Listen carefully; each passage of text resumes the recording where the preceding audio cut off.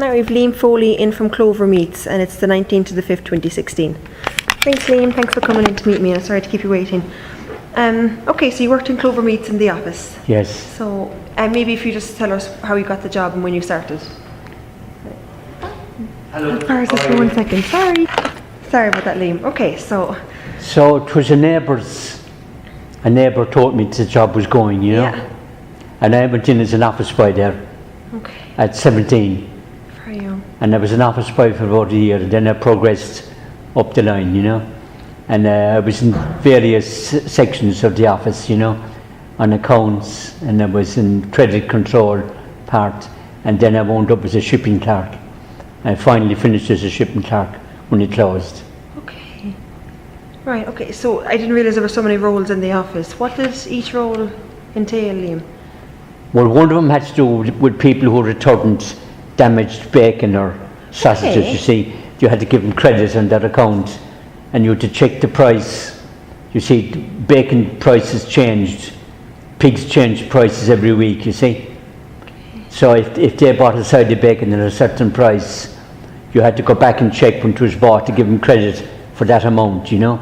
Okay. And if the bacon came back damaged, what exactly would be wrong with it? Would it be gone off? Or Could be an abscess. Okay. Could be gone off. Mightn't be cured properly. There could have been, they'd pump it, you see, with pickle, you know. They'd inject pickle into it, and if it wasn't properly injected, it would go off in a certain area, you know. Okay. And it could be returned then, you know. Very good. Right. Okay. And what else was there? Credit control and the shipping. Shipping had got to do with documentation, you know. Mm-hmm. And where were you sending the stuff? Well, we were sending it when there was intervention beef. That's when most of the business people, farmers, solicitors, doctors, they all bought cattle because there was a great demand for cattle at the time, and the money was good. Sorry, Liam, when was this? This would be about 1965, I'd say. Okay, 1965, right. Roughly that time, you know. Yeah. And were pigs declining, or? Well, pigs weren't included. That was all beef, you know, cattle, and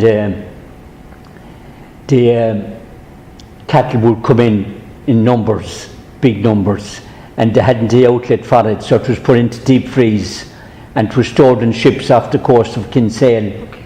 and it was sent to Italy, to France, all over the continent, you know. Okay. So I did all the documentation for the containers. Very good. Every Friday we'd have 3 or 4 containers of beef going on the continent, you know, all for storage, cold storage. You're a big factory, weren't you? We were. Yeah. And do you remember where the pigs were being sent? Or the pigs would be consumed locally, you know. Locally, nothing you remember being exported? They weren't exported, no pigs were exported. Okay. The Clover Meats Limerick had no American licence. Clover Meats Waterford had. They had a licence in Waterford, Clover Meats Waterford, in Ferrybank in Waterford. Okay. In Ferrybank. And they had an export licence? To America. And how did you get one of these? How would one of the companies get an export licence? I'd say the veterinary section, department of the beef section, you know, they'd have to vet the factory. They had a lot of restrictions as to how you get a licence, you know. Okay. I don't know the detail much, but Limerick never got a licence. For Clover Meats? For Clover Meats, no, but they had one in Clover Meats in Waterford, you know. Yeah, okay. You see, there was a place in Dublin as well. Clover Meats had a place in Dublin, in Townsend Street. Okay. They had a place in Clonmel, Townsend Street. Yeah. They had a place in Clonmel. Yeah. And they had Limerick. Okay. So you're busy, big enough. Liam, what year did you start in Clover Meats? 1950. 1950. And when did you finish up then? 1949 I started. 49 you started. And I finished 1977. Oh God, you were there a good while, weren't you? 28 years. My God. Okay. So you started when you were 17, and when you went for the job, it was just an interview, that was it? That's all. Yeah. And you started then straight away, was it? Yeah. Okay. And what were the hours like? From 9 to 5:30. 9 to 5:30. Okay. And were you living locally? I lived in Mulgrave Street. Okay. which was very near the factory, you know, Yeah. just up the road. Okay. You just walked down. Used to walk home for my dinner. Yeah. Okay, what time was your lunch then? 1 to 2. 1 to 2. You've got to go home. Do you know what everyone else in the office did? Did they have lunch inside or? Oh, they all went home. That was a thing to do. That was the thing to do. They had no cars then, they'd cycled probably. Yeah. That's good. And how many were in the office, Liam? I'd say about 40, I'd say. Okay. Roughly 40, you know. It's a big office. So it was spread out a lot, you know. And what was everyone else doing? Were you all divided into Different shipping sections, or- yeah. There'd be shipping, there'd be accounts, there'd be costing department, you know. Okay. And there'd be wages department. Yeah. The usual that you'd get in any big company, you know, very same. Yeah. It was quite developed, wasn't it? Oh, it was. Yeah. You wouldn't think it thinking, I suppose looking back, you probably Yeah, wouldn't. the Shaws owned it originally, you know, Malcolm Yeah. and Eric Shaw. They were the owners of it, and they sold it to Clover Meats in 1949, I think. Yeah, around that, yeah. Clover Meats bought it, but they still work there, you know, as directors. Malcolm Shaw and Eric Shaw. Okay, very good. And did you do overtime or anything? We didn't do much overtime in the No, office, there was no need to. There was no need. But there was a good lot of overtime in the factory, you know, Okay, especially for the pork butchers. for the pork butchers, yeah. Okay, And the beef butchers. yeah. So they all do overtime, so you didn't have to do any of that in the office? You Not wouldn't be- much, you know, very little. Okay, and did you have a structure, like, could you a supervisor and then a manager, or? Manager, what was yeah. the layout there, the structure? You had the manager, assistant manager. You had the office manager, Yeah, and that was it, you know. okay. And who trained you in then? Who showed you how to do the job and? Well, you picked it up as you went along, you know. Okay, That was the system, you know. You picked it up as you went along. yeah. There's no, like, month's probation or anything, if that was it, you just. No, when I became shipping clerk, we had joined the EC, you see, that time, European Economic Community, and there was courses then about documentation for the common market, you know. Yeah, okay, They were held up in the Glenmouth Hotel. okay. Oh, by the way, the function they had to promote was in the George, not the Glenmouth. Okay. I So this is think I like, told you the Glenmouth, that's did I? totally fine. So, It was in the George Hotel. so the George Hotel, they had an exhibition for They had. the products. And do you remember what was there? Or? Well, it was mostly all sausages, you know, black and white puddings. Yeah. It was that, and a bit of rashers. Were they cooked, Liam? Like, the people come in, was the food cooked and then presented, or was it just all Oh on no, it was display? just on display. Okay. On display. And what was that in aid of? What was it for? To promote the product, you know. That was it, there was... Yeah. Yeah. And then St. Patrick's Day, they have a float for the parade. Yeah. The St. Patrick's Day parade. Clover Meats always had a big float with all their products lined in a truck, you know. Yeah. Beautifully done up, you know. Very good. And who decorated the truck then? Some of the workers who do that, yeah. Whoever was free to do it. Whoever was free to do it, they're handy at it, you know. Yeah. I saw some of the photos of them and they're amazing. Yeah. Yeah, the I'll tell you a good story, a funny story. You see, there was, they was bringing people during the summer, and they were known as Yanks. They'd be casual workers, you know. Now, I don't know how they got the name Yanks, because some people figured they came from America, but I doubt that. Okay. But they got the name Yanks, and the poor butchers didn't get on too great with the Yanks, because it meant their overtime Oh, okay. would be gone when the Yanks came in, you know. So they hadn't a great liking for the Yanks, you know. They were nice fellas, but they wouldn't have been that popular, you know. So there was this guy, he was a character, and he was playing the spoons. Did you ever see anyone play the spoons? I did. He was playing the spoons, and he went to America in the Ed Sullivan show. Yeah. Ed Sullivan was coast to coast entertaining in America, and he went over to America, and before he went, the manager, Leo O'Connor, gave him a ham, a shaped ham, beautiful ham, to give to Eisenhower, who was president of America. Yeah. Now, he went to America and was on the Ed Sullivan show and brought the ham to Eisenhower. Okay. And O'Connor himself, Leo O'Connor, was the manager. He was a bit of a Republican. And when he came back, the whole factory stopped, and he asked him in front of everyone there in the gallery how he got in America. Did he meet President Eisenhower? And your man said he did. He probably didn't. He said he did. I met him, and he was delighted with the ham. And he said to him, did he say anything about Ireland? Oh, he did, says Jimmy Ryan, this guy, Bunny Ryan. He said he did. And he said, did he say anything about the north of Ireland? Oh, he did, says Bunny. He said, when are you going to get the British out of the north of Ireland? And he says, as soon as we get the Yanks out of Shaw's. Very good. So you could quote that in the book. Yeah, that's very good. That's a good one. It's a good story. As soon as we get the Yanks out of Shaw's. Yeah. That's mad. I wonder why they were called Yanks. That's a good question. I don't know why they were called. No one seems to know why they were called Yanks, you know. Yeah. I'll ask a couple more and see if anyone else can come up with it. Yeah. No one seems to know why they were called Yanks. Okay. But they'd line up in outside the factory gate, you know, on a Monday morning. There might be 20 people there all looking for work, you know. Yeah. And the manager would come along, he'd pick you. And they'd be in then. But no Yanks would come in if there was a poor butcher idle, you know. Yeah. The poor butchers, if they had a son, they had a book. You see, when they were young, they had to put their name into a book when they were born to qualify them to be butchers. Not necessarily skill-wise, you know. Yeah. But they couldn't be unemployed. A Yank couldn't come into the job if there was one butcher unemployed. So all the butchers had to be contacted if they wanted the job. Yeah. And then when they were all working, the Yanks would come in, you know. Get a job. But you'd have up to 20 Yanks that would come in during the summer season, you know. And what kind of hours do they do then? They do this 8 o'clock to 5:30. 8 to 5:30. It's a long enough day, yeah. It was. Yeah. And do you know, can you remember, Liam, what they would have got paid? Would they have been a lesser wage? I don't know exactly. Yeah. I'd say they'd have the same wage as the poor butchers, you know. Okay. There'd be a standard wage, should be the same. Okay. You'd want to speak to somebody now in the wages department, you know. Okay. All right. I could give you the name of a fella, but whether he'd talk to you or not, I don't know, you know. Yeah. Frank O'Shea. Frank O'Shea. I'll write it down anyway. And do you know where Frank is? I don't know where he lives now. It's alright. I think I might have his number at home. Okay. Yeah, if he's willing to talk, I'll give him a buzz. And what did you wear in the office then, Liam? Wore a white coat. White coat. You had to wear you could wear your ordinary clothes in the office. Yeah. But when you went out to factory, which I would do a lot.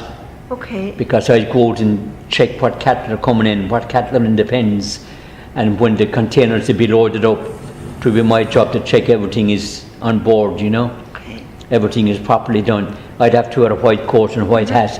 And what was with the hat? Just hygiene? Oh, for hygiene, yeah. Okay. And when did they come in that you had to wear the coats? Was that always? Oh, it was always, yeah. From the time we worked there, you know. Yeah. If you went down the factory at all, you had to wear a white coat and a white cap, you know. Yeah. And White underneath, hat. was it just a suit you wore? A suit. We had to wear a collar and tie. Yeah. Yeah. You couldn't go without a tie, you know. The office manager would admonish you if you didn't wear a tie. Okay. You had to wear a tie. They're quite strict. Yeah.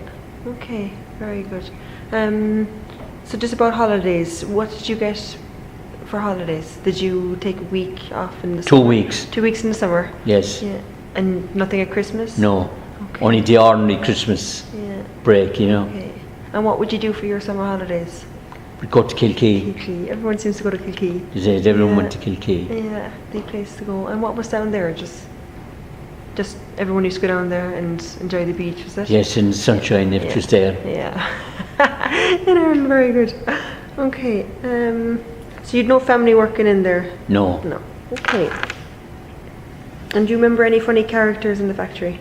There was a lot of funny characters, you know. Was there? There was. Do you have any funny stories that you'd like to share? Well, there was one guy there, and the Germans put in this tunnel. You see, the pigs prior to that would be stuck. They'd be hooked up, you know, and their throats would be slit, you know, before they'd be killed, you know. They killed them. Yeah. And there was these two Germans came over from Germany to fit a tunnel, and there was gas pellets put into it to gas the pigs, so that they wouldn't feel the pain of being knifed, you know. And there was this character there, and you can rub this off on the machine. He wasn't a full shilling, you know. Right, yeah. He spent time up in St. Joseph's, but he was a nice fella, but he was a bit scattered, you know. And he was in charge of this machine, putting the pellets in to gas the pigs. Yeah. And there was 2 Germans it broke down. There was 2 fellas flying in from Germany to fix it, to put in the gas pellets. So he was at it, and they put in the pellets, and the big pigs walked out on the far side. Yeah. It wasn't working, you know. All right. And he turned to the 2 Germans and he said, "And I thought you'd be good at the gassing." Very good. And the Germans, of course, were dumbstruck, you know. Yeah. The fact that the Germans in the concentration camps. Yeah, yeah. Very good. Okay. Would I include that, Liam? Do. Okay. Have you any other stories? No. No, that's one you Can't just remembered. remember. Yeah, yeah. Very good. There was lovely stories of people singing along the cutting line. Was there? Yeah, yeah. It's lovely to hear as well. What else is there? Was there many women inside in the office? Of the 40 staff, I suppose there'd be 15 women, you know. Okay. It's a good few in the office. There was. It's very hard to find women to interview. Is it? Yeah, it's mainly men that we have, very little women. Yeah. Can you describe what the office was like, Liam? It was very old-fashioned, you know. Mm-hmm. We had no computers, we had nothing like that in it, you know. But it was well heated, you know. Yeah. Central heating. Yeah. Oh, fun. Yeah. And yeah, it was an old-fashioned office, really, you know. It was there since the short time, you know, since the factory was built. Was it all just wooden desks? And Wooden desks, yeah. Lovely. And Eric Shaw, who was captain in the British Army, himself and his brother owned it, you know. But he used to, the rainfall, every month, he had the machine out in the back of the factory, you know, to record the rainfall. And he would send it to the Limerick Chronicle every month, What the was that rainfall. What was that for? To give the rainfall for the month, you know. Yeah. And was that relevant to you then? No, it was of interest to most Just of people, you interest, know. Yeah. Oh, I get you now. Okay. You'd get to Limerick Chronicle and you'd see there was a section in it every week, For the every weather. month, the rainfall for the Yeah. past month at the Gallyon Bacon Factory. It was known as the Gallyon Bacon Factory. And why was it known as that, Liam? I don't know. I came across it somewhere else actually. It's funny you mention it. Okay. It wasn't mentioned as Shaw's or Clover Meats, it was the Just Gallyon Gallyon. Bacon Factory. Okay. And they'd give the rainfall for the month. That's gas, isn't it? It is gas. Would you say that the factory was modern or? In latter years it was very modern, you know. Yeah. Especially the beef section, you know, where you just kill the cattle, you know. But they'd kill probably 300 pigs a day, you know. Yeah. You could check that one out. Okay. I'm not sure of the numbers. No, I think you're, yeah. 300, and there'd be cattle then. There'd be, supposed to be 120 cattle a day killed, you know. Yeah. Busy enough factory. Was. Liam, why do you think, in your opinion, that the factory may have closed down? Well, that's a tricky one. Okay. Tricky one, you know. Okay. There was disputes between the Pork Butchers Society and the management. Probably one of the reasons was they were on a flat rate and they were on bonuses, you see, incentive bonuses. And they never increased their flat rate. And when pigs got scarce, or cattle got scarce, farmers, you see, would breed cattle and breed pigs when the price was good. If there was an abundance of cattle and pigs, the price would drop. And then the farmers wouldn't breed the pigs. Okay. And the output, or the input into the factory of bacon and cattle would drop. So they'd be back to their flat rate. And probably one of the reasons was that the management never increased their flat rate, you know. Okay. Their flat rate was the same. And so they depended on bonuses to make a living, you know. And that was, I'd say, one of the reasons Okay. for the dispute, you know. And do you think it had anything to do with new legislation from the government or No. competition from Denmark or anything? Oh, no. No. There's it no was just competition from Denmark, you know. Wasn't there?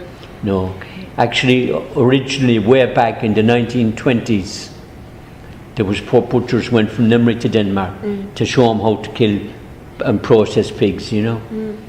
I think Jim Kemmy's, the former TD, you know, I think his uncle went, or one of his relations went to Denmark. Okay. I'm not too sure about that now. Okay. Write that down, we'll check. You could check that one out. Oops. Okay. One of his relations. I think he went to Denmark.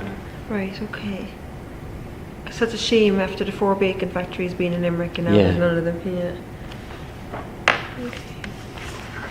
Do you remember anything else, Liam, that you think would be of interest? Well, I tell you, the clerical people used to go to Eric Shaw's, and he lived in Ballinacurra. Put the bus used to turn in Ballinacurra. Do you know what the horse trough is there in Ballinacurra? No. Do you know the race course? Yeah. Just if you're going to the regional, just Yeah. after the race course entrance, Right. there's a kind of a turn. There was a turnabout there, and there's a horse trough there with flowers in it. Okay.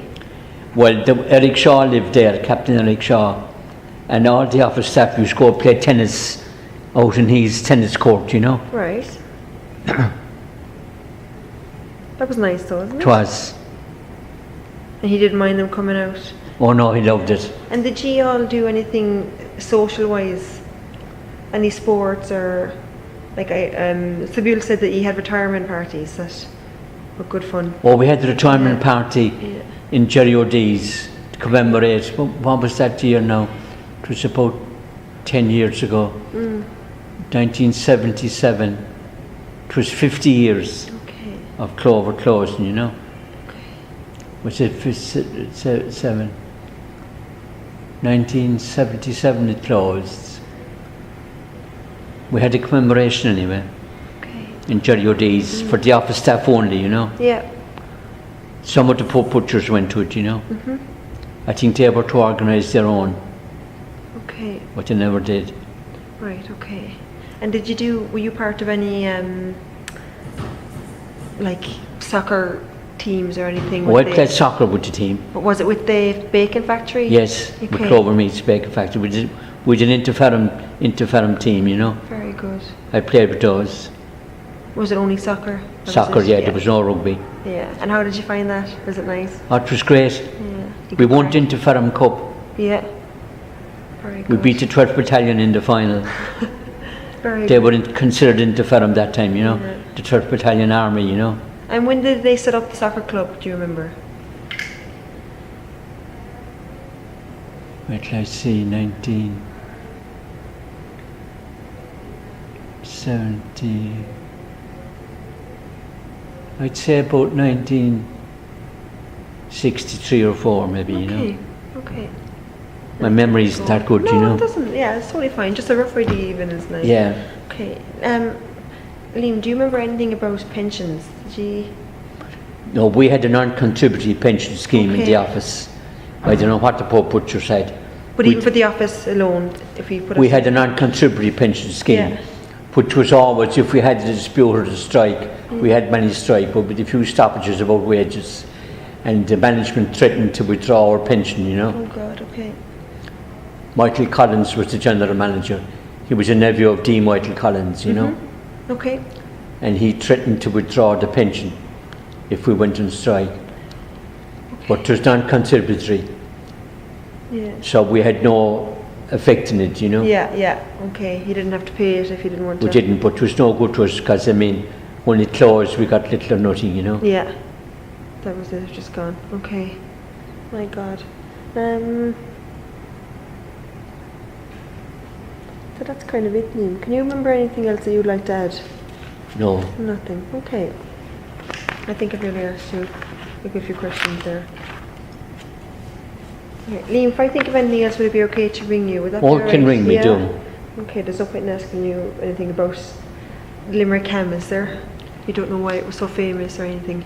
Because you're so good, you know. Yeah. That's why. Just the curing, is it? Yeah, the curing and the whole manufacture of it, you know. Yeah. Such a shame Limerick that ham it's was gone. famous, you know. Yeah. It was like Limerick lace, you know. Yeah. It was It's famous. amazing, isn't it? What a lovely industries. Okay, Liam, thank you, and thanks for meeting Not me. at all. Thank you. I pause these. No.